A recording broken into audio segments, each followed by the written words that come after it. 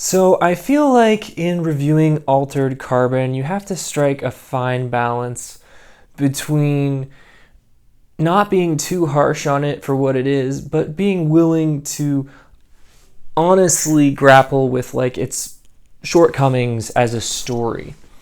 I think that a lot of people, maybe you, the viewers of this channel, enjoy shows like Altered Carbon and are willing to take it for what it is, and you might get a little aggravated when I come at it in a way that you might deem as too harsh.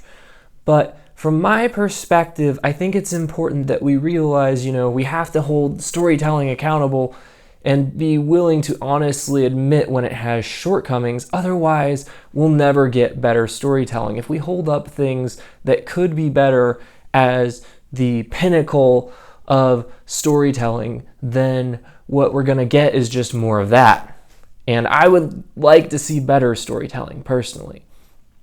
So as you can tell, I wasn't the biggest fan of Season 2 of Altered Carbon, and there were a number of reasons for that. But before I get into that, let me just say you really shouldn't watch Season 2 of this show if you did not watch Season 1.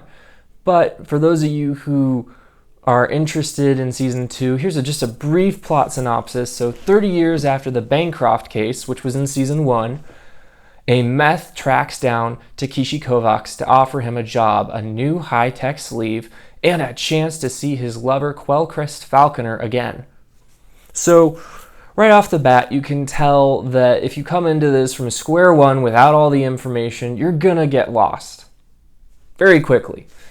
And I had actually read the book before watching the first season, and there was enough of a gap between seasons that even with watching the recap, I got lost a lot of the time and had to go to Wikipedia and, Altered Carbon Wiki to look up what was going on in a lot of scenes, because it was just confusing because there's so much technobabble and terminology that you might not understand, so it's really hard to keep up with it sometimes. So obviously, the first season had Joel Kinnaman in the lead role as Takeshi Kovacs, who was originally an Asian man, but he got transplanted into the sleeve of a Caucasian.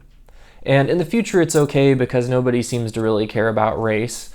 So this season, instead of Joel Kinnaman, we're graced with the presence of Anthony Mackie, who's a very good actor who broke out in The Hurt Locker, and he's only probably going to be in this season from what I can tell, and next season they're going to have a different actor again, if they make more seasons. That's not necessarily guaranteed at this point. I imagine this show has a very, very hefty budget, and I'm really not sure if people like it that much or how many people are tuning in. If you love it, let me know in the comments. I'm very interested to hear what people think about it, because I haven't heard a lot of, social media chatter about this show compared to some of the other shows I watch. Anthony Mackie is the new lead here, and it's a little weird because I've never been fully convinced that the three actors playing Takeshi Kovacs are the same character. And I'm not sure if it's because of the poor writing or because of the acting just wasn't able to, create that through line, but it just has never been wholly convincing, and it was less convincing here than it was in Season 1. So, again, a lot of my criticisms of this season would be the same criticisms I would have of Season 1. I felt like this season had some strengths that Season 1 didn't, and it had some weaknesses that Season 1 didn't. If you liked Season 1, I very much imagine that you'll enjoy this, although you might find it a little bit of a retread. To me, the world building doesn't make sense. The tech just seems like an excuse to have like a shiny, glowy thing, because once you get past the initial interesting concepts, which they explored completely adequately in Season 1, I just don't feel like the world building is that strong. I also feel like it's weak in that, like in Season 1, you at least saw that Takeshi Kovacs was staying in a hotel. You saw him eating, drinking, doing the normal things of life. At one point, you do see a bed in this season, but it's, it doesn't really get established when the characters sleep, where they're living most of the time.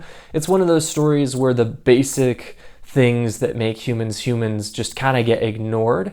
And that would be okay if I felt like the point of this series was that in the future technology is going to reach a point that a lot of the things that make us human just kind of disappear. But I didn't feel like that was the point they were trying to make. I felt like they just kind of omitted explaining, how these things happen. And I feel like a lot of these things did get explained in season 1, but I feel like it would have been good to rehash them in this season. I also felt like if you're a hardcore sci-fi person, which I am not, I tried reading Ringworld, couldn't get into it because it was too hardcore sci-fi, and that was when I realized that I'm not into hardcore sci-fi. I'm more of a person who will watch some sci-fi movies and shows if they have a good story and interesting world building and characters, but I'm not in it for the tech alone and for the world building alone. I like there to be a story that is telling us about the world and influenced by the world. And I didn't really feel like that was the case here, but I also didn't really feel like this was hardcore sci-fi that would appeal to diehard sci-fi addicts either. So it was kind of in an unhappy middle zone. I kind of feel like it had a similar situation to Game of Thrones, where it is in a certain genre, but the people who make it aren't necessarily the biggest fans of that genre, and they're trying to make it appealing to a mass audience. So they're watering down the elements that would appeal to hardcore fans, and also at the same time, not the case with Game of Thrones, but here I just felt like they didn't have enough of the world building aspects.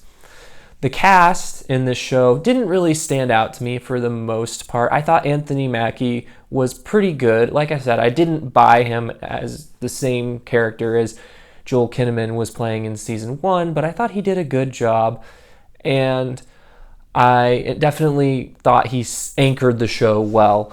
I felt that of the new additions, probably the two most interesting were Leela Loren, who is playing the governor of the new planet they're on. And I also thought that the standout performer of the show was Chris Connor as Poe, who was in season 1, one of the few actors from season 1 to have a major role in this season. And I felt like he displayed more humanity as a character than a lot of the human characters did. But that's symptomatic of the problems of this show, that I didn't feel like the characters felt very human in a real sense. And I get people don't always want melodrama and overwrought emotional sequences, but I feel like you have to develop things if you're going to make them core to the plot. And there's a lot of romance and etc. that's core to the plot here, and it just didn't get established. And I felt like, there were love interests, obviously Quellquest Falconer. I didn't find her particularly interesting as an actress or as a character. They introduced a new sidekick character who was helping Takeshi Kovacs, and that was the character of Trep, played by Simone Misuk, who some of you might know from Luke Cage. But she did a good job, but she pretty much demonstrated to me that she always plays the same character in everything that she's in. She doesn't have a lot of range. I liked Torben Liebricht as Colonel Ivan Carrera. He was probably, of the new characters, the most interesting from my perspective. He had a very imposing physical presence, despite the fact that he was wearing some pretty ridiculous costumes that looked like they belong in a Sci-Fi Channel series. So, I feel like this series has always had a problem. This was the case in season 1, where the stakes are just low, because at any point they could just tell you, yeah, that person died, but look, we had their consciousness uploaded to a stack in the cloud, so they're not actually dead. We're going to bring them back in a new body, which means that, in all these action scenes, sometimes people can die, sometimes you can destroy their stack, but you'll never know if they're actually dead or if they're going to come back in a new body because they had their consciousness uploaded in the cloud. They could even come back in the same body you knew them in before, because there could be a clone of their original body, so they could even look the same as they did before. So, the point of the series is that death is basically over, which is fine. You can have that theme, but I feel like if that is the theme, then you shouldn't put so much emphasis on the life or death stakes, because life or death isn't particularly convincing in a series where you can basically resurrect people through science.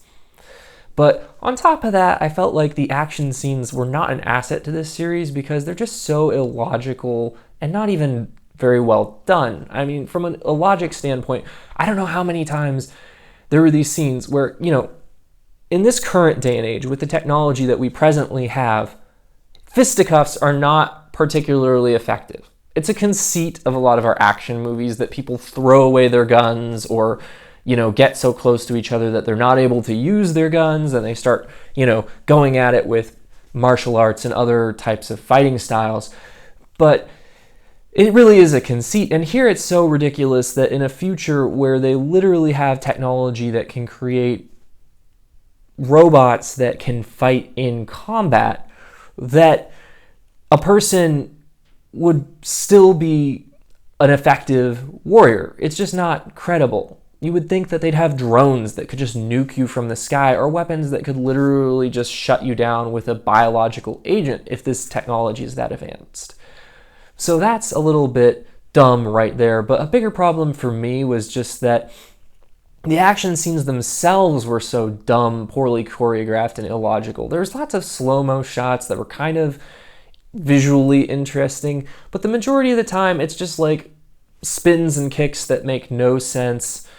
And I don't know how many times characters would have a gun pointed at someone and they would yell, and then the person would turn and start shooting at them. It's like, just shoot the person. Why would you yell at them to give away your position instead of just opening a fire? And then there were scenes where characters would literally drop their gun and take a knife and try to stab someone in the middle of the fight and be like talking to them and be like, I'm gonna kill you with a knife, and then another character runs up and shoots them. And it's like, nobody would do that in an actual gunfight. So the gunfights just aren't intense. They feel like balletic exercises more than life or death fights. And to me, that made them kind of boring and uninteresting, even if they had been perfectly choreographed. Like, this isn't The Matrix, and it's on television, so I shouldn't hold it to that standard, but they're just not interesting from a life or death perspective. Like, Daredevil's not an amazing show, although I do like it, but the stakes in those fights were there because you knew that the person could die, that they had weaknesses. Here, the person can get shot, they can get slashed, and they can walk it off. It's not, the action scenes are just ridiculous. So I probably spent too long on that, but I had to vent. So the plot's really twisty, it's hard to follow. I'm not trying to explain it too much because it's just, there's a bunch of people that are introduced through exposition, and you're kind of confused as to who they are because in a good series, you kind of know who the characters are and what's motivating them. And here, you weren't really able to follow. I've seen detective stories where you can follow, but here there's just too many layers of world building going on that were established through dialogue and not visually. So it's just hard to keep track what everyone's doing and what their goals are. Now, I get that you can go to Wikipedia or Altered Carbon Wiki or wherever, and it will help you clear up some of the confusion. But my philosophy is always that a good television series shouldn't have homework. I felt like a strength of this season was that the pacing was better than season 1 because they didn't have the backstory to establish. They could just kind of go pedal to the metal with everything as it was set up. I also appreciated that I felt like there was a lot less nudity and sexual content this season, which I felt like was a good thing because I don't think it added a lot to the first season. And I just feel like it's kind of exploitative, but that's just my opinion. Again, it basically has the same visual style as every other Netflix show. It's 4K HDR, but there's just not a lot of visuals that really pop. I mean, when there is a blue glowing piece of technology, it really catches the eye because the scenes are so dimly lit and dark. There was one fight scene in the woods where I kid you not, I could not see what was happening. And I have a really good TV, so this was not because my settings on my TV are bad. Thank you very much, creators of Game of Thrones. It had everything to do with the poor cinematography and the pedestrian directing. The actors, like I said, I didn't think anyone stood out as being overly bad, but I also felt that there was just a sense in which the actors just, I feel like you would really struggle to act these characters well because they're not really characters that have human existence. They're just kind of exposition machines, really. There's terrible dialogue, too, that these actors have to deliver. Like one line, just as an example, "This isn't the first time your feelings for me have led to a body count." Like, Nobody would ever say that. So, generally speaking, in summation, I've probably been too harsh. I was decently entertained by this series, and there were parts of it that I found enjoyable. I never hated it.